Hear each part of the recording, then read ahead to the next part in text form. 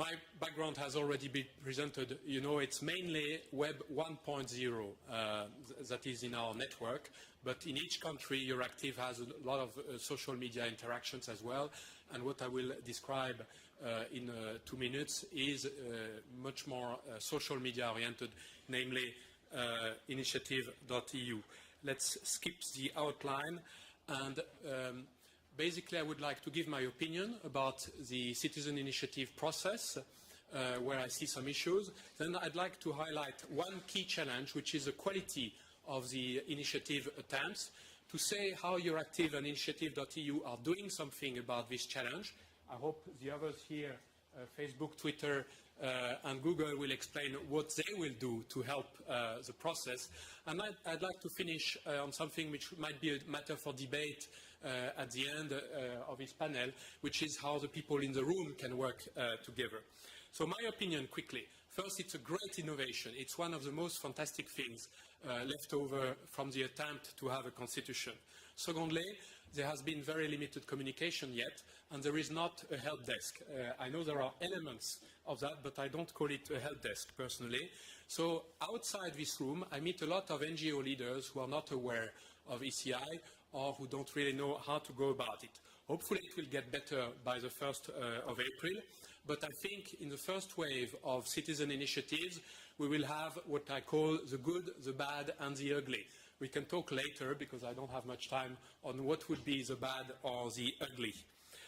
There is a risk, therefore, of a high kill rate at the registration level, which obviously is necessary, is prescribed by the text, but let's think about the image that it could give to the EU institutions. There will be people who register an initiative just to make sure that they get a negative answer and that they can complain about it. There will be such things, especially from certain countries, of course.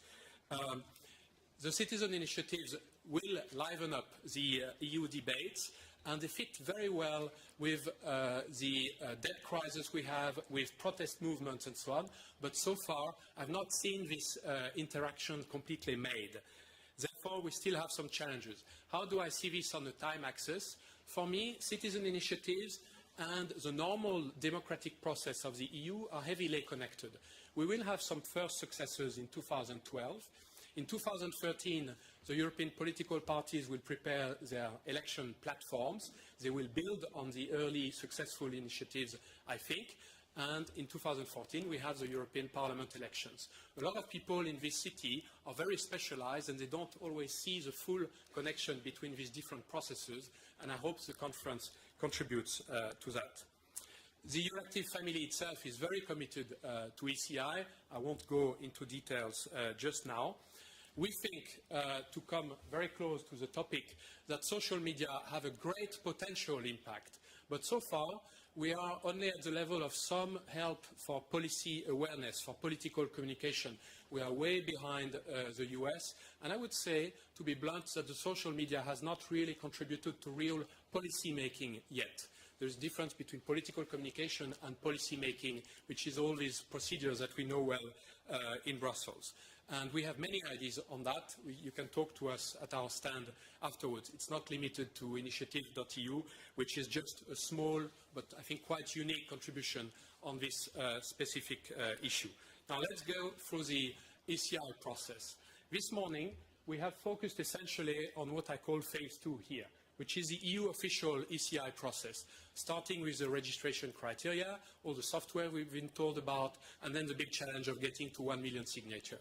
But there are two hugely important elements. There is the first step, which is alliance building and getting to good texts together, supported by credible NGOs.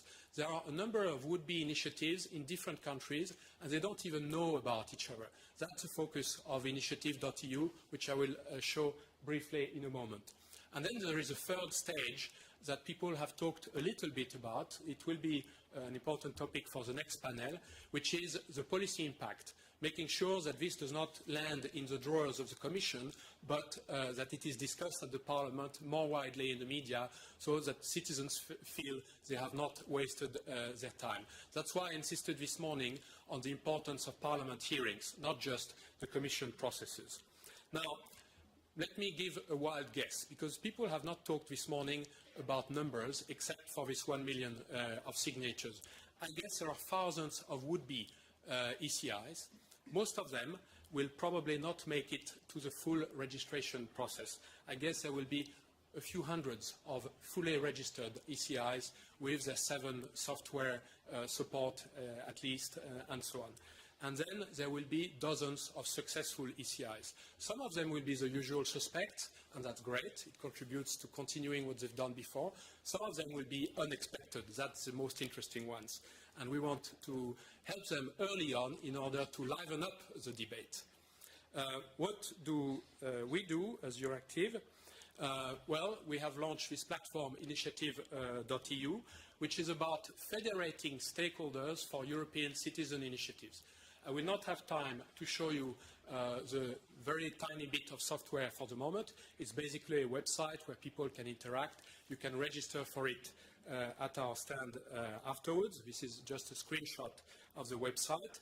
Let me mention the type of partners we have. It's a small initiative, but with great partners. We have project partners helping on the software and so on. We have EU projects in which Politech, which was taken over by Fondation EurActiv, was involved before.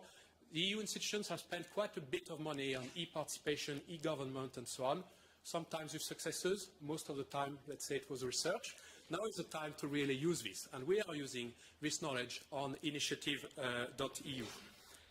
More specifically, we have a number of projects for the website. Let me highlight just one. You see the second one, La Net Squad. These are the people who organized the online campaign for Ségolène Royal. You may remember that Ségolène Royal has nearly beaten Nicolas Sarkozy to become president of France. That was completely unexpected. She didn't quite make it, but the online campaign was the best ever in France. And these people at La Net Squad are now organizing the online campaign for François Hollande. We are not affiliated, but we definitely work with the best people in this online political field. On the other side, our space, Empower, Momentum, PPNet are projects whose results we are exploiting. At the top, you have potentially links from the EU institutions still to be made, and exchanges of links with the social media. And then at the bottom, we have no money for it for the moment, so if you have ideas, talk to us afterwards. For the moment, we are doing it a bit out of idealism. Now, let me address my last point. There are different spheres contributing to the EU policy making, and they are unfortunately very separated. You have, I would say, on the one hand, civil society, supported by social media, supported by media coverage. Normally, NGOs are quite good at getting media coverage. And on the other hand, you have the EU institutions, the political parties, etc.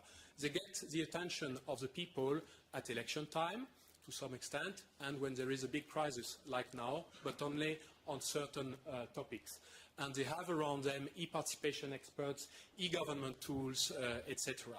There have been attempts, notably in the previous Commission, to create a European public sphere, but it does not really exist. It's still a dream, and we are making progress step by step. I think ECIs and the grassroots movements which are taking place right now at national level are a great opportunity to connect more between these two spheres, in the civil society and the EU institutions, so that we get from just political awareness to real EU policy making with more participative democracy. And for that, there are 3 elements which will help to trigger more debate and more constructive debate. The first one is obviously the debt crisis. I'm surprised that so far I've not heard about the indignados in Madrid, or the people complaining in Athens, or the indignés in France and many others, to create a joint initiative to suggest some changes around EU policy making. There have been something a little bit related from one political group regarding the financial tax transactions, but there has not been something organized yet to capture the essence of this protest movement. I expect it will happen in the coming year, and we will definitely help them, just like we help corporates as well to make their points. Secondly, as I said, in 2013, political parties will prepare their platform for the elections, and of course they will ride the wave, and they will want to integrate the results of the most successful initiatives, so that I expect the mandate of the next Commission from 2014 will, of course, include the results of some successful ECIs, because in the meantime, you have the 2014 elections, which will see participative democracy contributing to the normal representative democracy and therefore having a real impact. We in this room represent these different communities. We have representatives of each of these circles, except perhaps the protest movements.